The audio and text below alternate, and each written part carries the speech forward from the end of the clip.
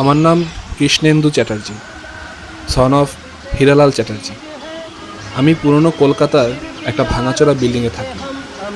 সকাল সকাল ঘুম থেকে ওঠা আমার অভ্যাস। প্রতিদিন সকালবেলা উঠে আমি সামান্য ব্যায়াম করি। পাখির কিচিরমিচির আওয়াজ এবং সবজি বিক্রেতার ডাক না শুনলে যেন আমার সকালের ঘুম ভাঙতে চায় না। সকাল সকাল পাখির কিচিরমিচির শুনতে শুনতে বই পড়া আমার অভ্যাস।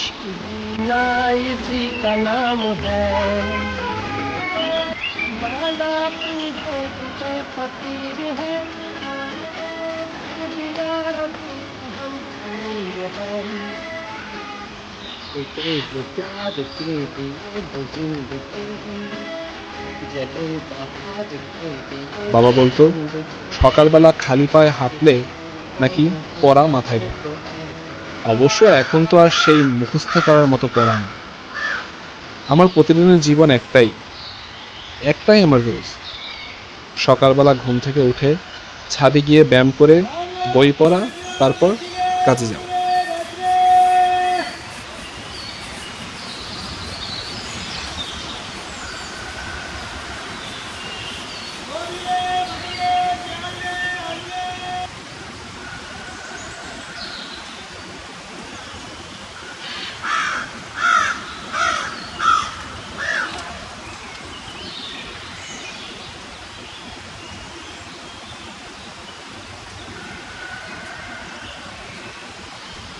আমার মনে হয় আমি কেন যেন একটা গোলক ধাঁধার মধ্যে আটকে গেছি।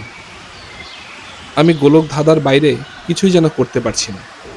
আপনারা এতক্ষণে হয়তোবা জানতে পেরে গিয়েছেন আমাদের ডকুমেন্টারির নাম গোলক ধাঁধা।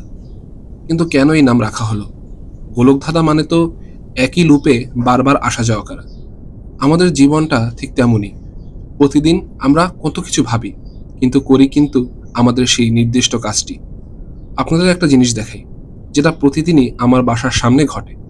এটাকেও আমরা সাধারণত গোলক ধাঁধা বলতে পারি, বা লুপে আটকানো।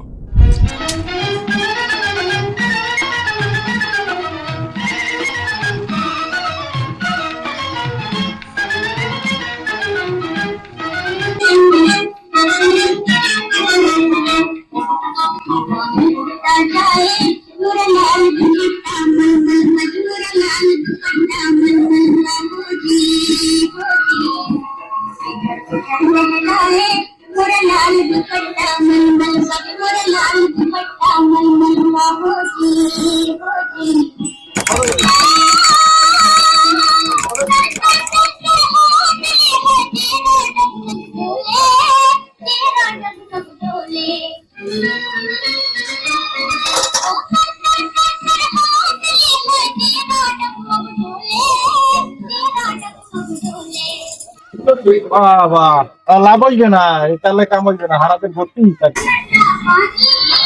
কি কর একালে কাম নইলে অন্য কালে কাম হইবে না। আমরা তো দেখার দরকার নাই, আপনি চা গড়েন।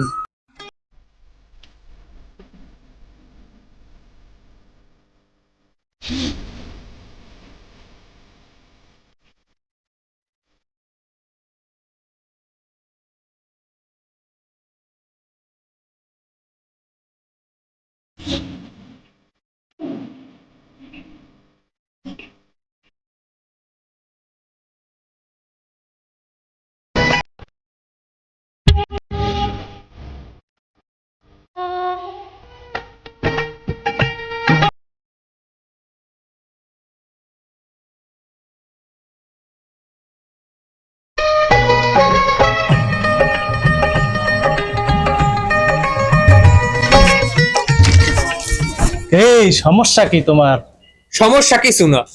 তোমারে না আমার দেখা একটা সিনেমার কথা মনে পড়ছে।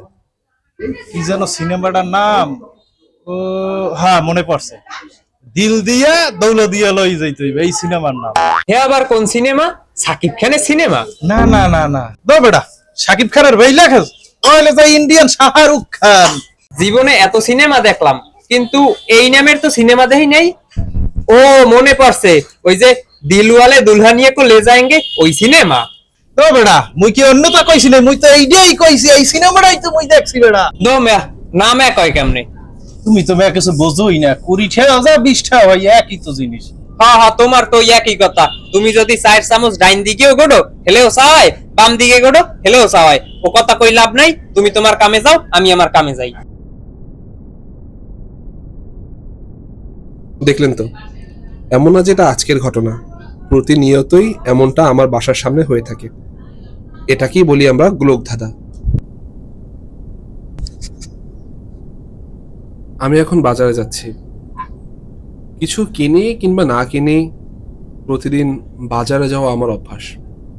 কারণ বাজারে গেলে প্রতিদিন নতুন নতুন মুখ, নতুন নতুন ফল ফলাদি, নতুন নতুন মানুষ দেখার সুযোগ হয়। আসলে বাসায় সারাদিন একলা থাকি তো, তাই কাজের ফাঁকে সময় পেলে বাজার থেকে ঘুরে আসি। মনে হয় যেন সব আমার নিজেরই মানুষ, আমার নিজেরই আত্মীয় স্বজন। তাই বাজারে যেতে আমার খুব ভালো লাগে। এটা হচ্ছে আমার বাড়ির গেট, সহজে আটকায় না। যাক, অবশেষে আটকালো। আসলে আমার এই জীবনে আমি একাই থাকি, বাবা মা অনেক আগেই মারা গিয়েছে। আর যখন আমার বয়স 15, তখন আমি এই শহরে আসি। প্রথমে একটা কাগজের কারখানায় কাজ করতাম, এরপরে এখন একটা নিউজের পত্রিকায় লেখক হিসেবে আছি।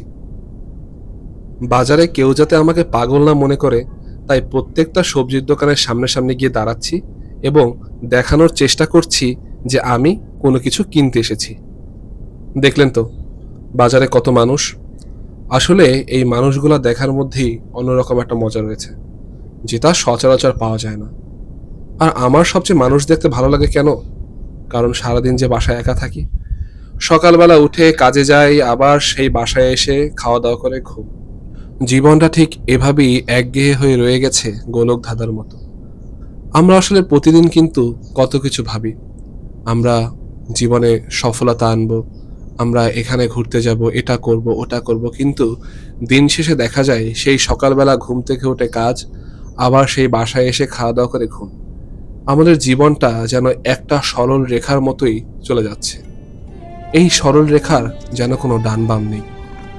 তাই সবকিছুর কথা চিন্তা করেই এই ডকুমেন্টারির নাম ঠিক করা হয়েছে গোলকধাঁধা, যেটা সম্পূর্ণ মানুষের জীবনের উপর নির্ভর করে রয়েছে।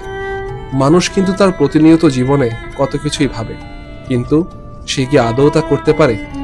না, সে সবসময় তার গোলক ধাঁধা অনুযায়ী ঠিকভাবে তার জীবনকে পরিচালনা করে। এবং এই নিয়ম থেকে যখনই কেউ বের হতে পারে, তখনই তাকে বলা হয় গোলক ধাঁধা থেকে বাইরে, কিংবা তার জীবন সাধারণ মানুষের মতো না। আজকাল মানুষ হয়ে গেছে রোবট, কারো জীবনেরই কোনো গ্যারান্টি নেই। শুধু সকাল থেকে কাজ, কাজ থেকে বাসা এবং বাসা থেকে ঘুম। আমাদের জীবন কি আদৌ এরকমের হওয়া উচিত? আমাদের ছোট্ট জীবন, এই জীবনে কি শুধু কাজ এবং টাকাই আমাদের লক্ষ্য?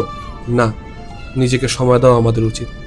তাই এই সকল কথার চিন্তা করেই আমরা ডকুমেন্টারির নাম দিয়েছি গোলকধাঁধা, যেটি সম্পূর্ণ গোলকধাঁধার মতোই আমাদেরকে নির্দেশ করে।